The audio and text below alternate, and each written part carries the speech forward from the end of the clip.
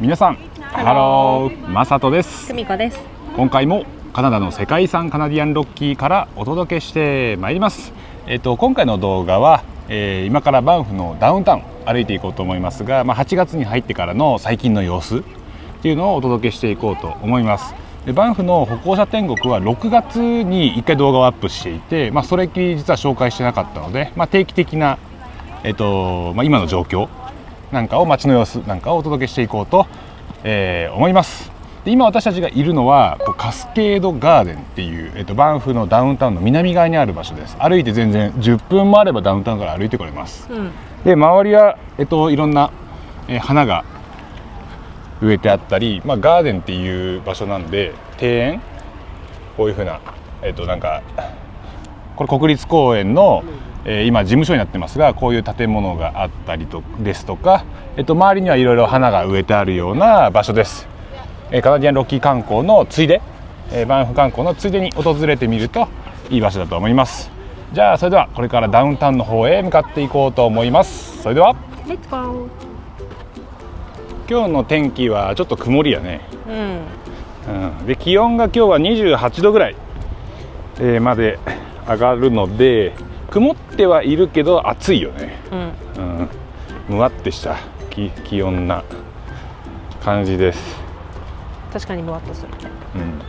でこの、カスケードガーデンなんですけど無料よね。無料。夏は無料で、駐車場も無料である。この建物の後ろに駐車場がありますけど、ここの庭園自体は無料で入れます。で冬も、来れるんですけど、冬は冬でイベントやっとるよね。クリスマスシーズンにはちょっとしたイベントなんかもやってたりします。それは入場料かかるよね。じゃあまずはこのボーリバーっていうところを渡ってダウンタウンに向かっていくんですけど、水の色、川の水の色、だいぶ色がついてきました。これ何色？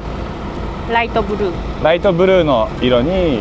川の水も変わってきてます。流れも速いよね。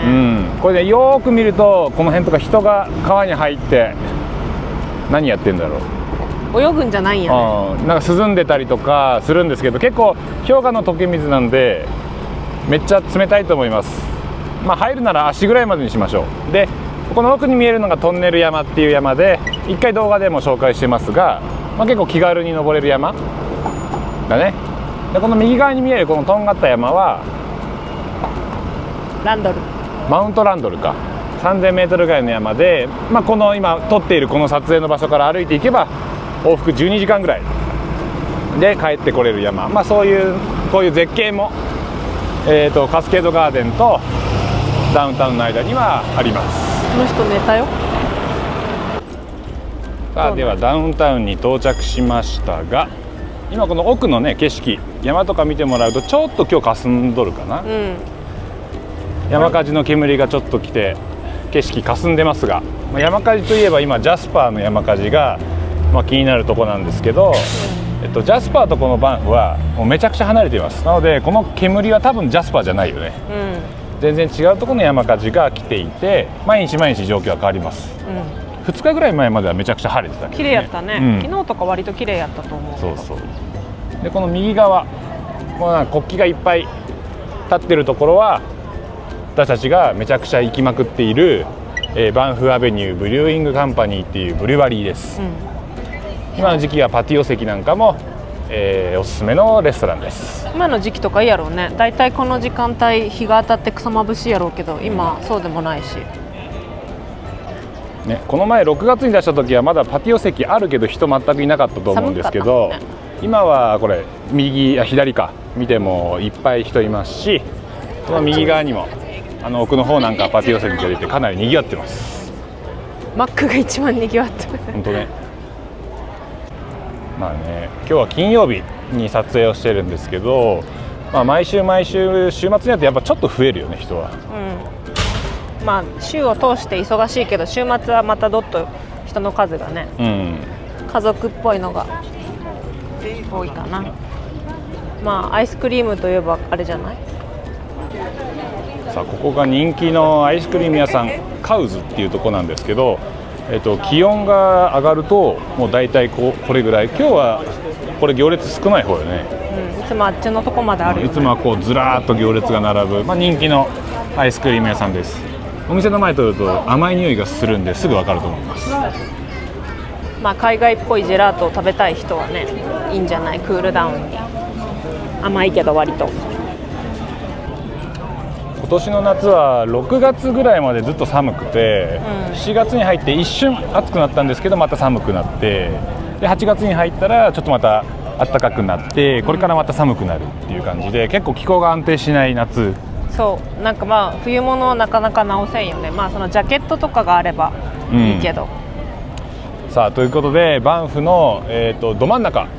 ダウンタウンのど真ん中に来ました。バンフアベニューとなんだっけこれ、カリブストリート。カリブストリートっていうところに行きました。この後ろ、これがスターバックス、目印かな、ダウンタウンの、なるところで、ちょっと指さして、このストリート沿い、ここにも、美味しいちっちゃいお店が結構パパパーって並んでたり、朝ごはんが美味しいお店だったりね、でこの後ろのこの赤い建物の2階にメープルリーフっていうお店が、入ってます。結構ガイドブックなんかにも出ているお店です。なんだろうな、ちょっとお高め高級志向なカナダのご飯、落ち着いた雰囲気のお店です。でこの逆側、今バスが止まっててわからないんですけど、このバスの奥にも、お店が一部並んでて、日本食のレストランなんかもあったりします。何個かあるよね。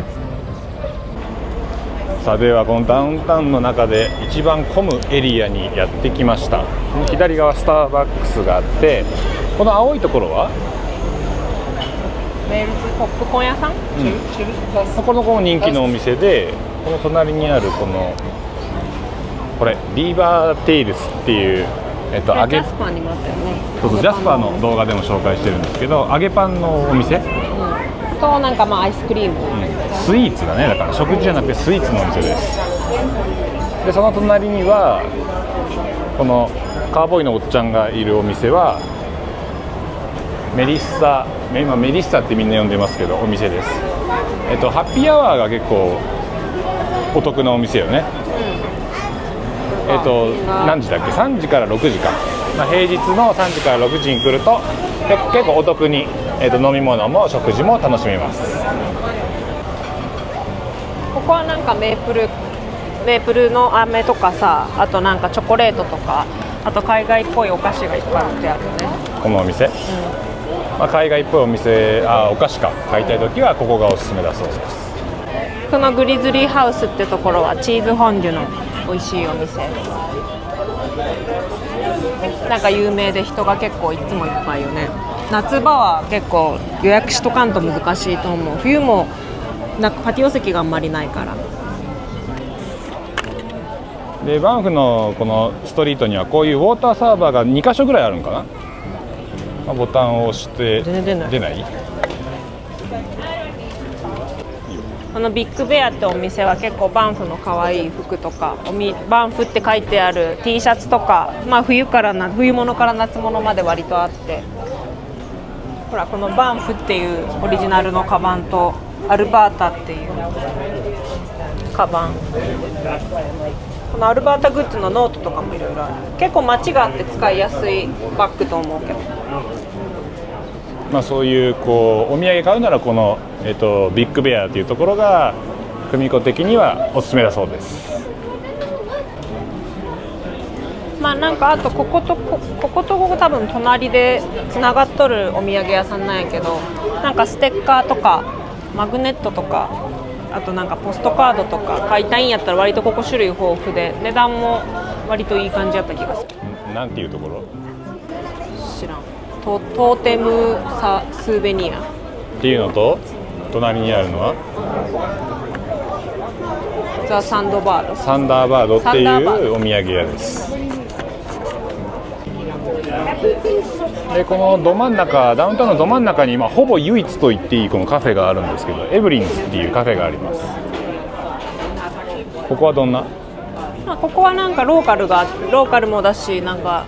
観光客も集まった感じのお店で、カジュアルなカフェって感じかな。こんな感じ。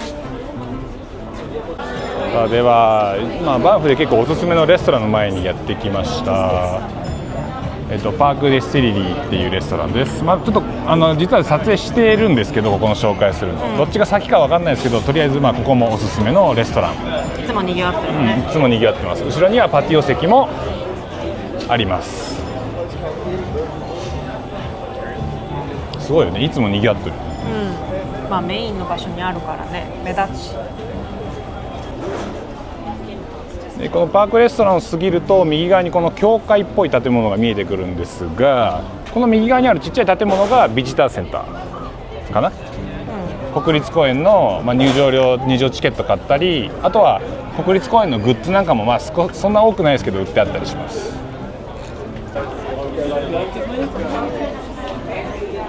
結構いっぱい通りにお土産屋さんたくさんあるから、時間があるなら1店舗ずつ見て回るのもいいと思うけど、やっぱお店ずつで似とるものもあるけどやっぱないのもあるしね。さあではだいぶダウンタウン進んできて端っこまでやってきましたが、このルーツっていうお店、カナダの服のブランド、このビーバーのロゴが、目印のお店ですけど、バンフバージョンもあったりするよね。毎年結構シーズンごとにバンフのそのロゴのデザインとか変わったりするから、結構いいよね。おすすめ、お土産とかにもいいと思うし、ここにある。この定番のやつはあるけど、このセーターのやつがこれが定番のバンフバージョン、でこれが、たまに結構変わるよね、コロコロデザインが変わるやつです。さあではダウンタウン、端っこまでやってきました。この左側にもこのカナダ国旗がなびいてるところ、ここにもお店が入ってるね。どんなのが入ってる？なんかカナダでいう100円ショップだったりとか、あとレストラン、薬局、あとなんかフードコートみたいなのも入ったり、それこそ結構日本人とかアジア人の人たちが好きなカナダグース深いねも入ってたりするし、結構いろいろ時間つぶしとか涼みに入るのにはええかもしれない。あとコロンビアとかもあるしね、かな。さあそれではここまで、バンフのダウンタウン8月の様子お届けしてきましたが、前に紹介した6月に比べると人はかなり増えてるとね思います。で気温、服装なんか、私たち見てもいいし、こ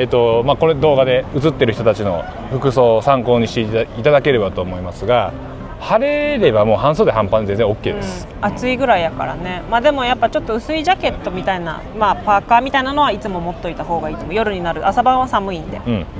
そうですね。比較的カナダとはいえ日本の夏っぽい服装でとりあえず着ちゃって大丈夫かなと。でプラス 1,2 枚あればいいかなという感じです、そうだね。はい。で、山火事の影響とか、今煙が出てたりしていますが、こういうのは結構刻々と状況変わっていきます。そういう情報も入ればまた別の動画で紹介していこうと思いますのでチェックしてみてください。はい。なんかある？ない？はい。ではこのチャンネルではカナダの世界遺産カナディアンロッキーから楽しいことをお届けしています。これからもどんどん動画を紹介していこうと思いますので、よかったらチャンネル登録をよろしくお願いします。はい。それではまた次の絶景の場所でお会いしましょう。バイバイ。バイバイ。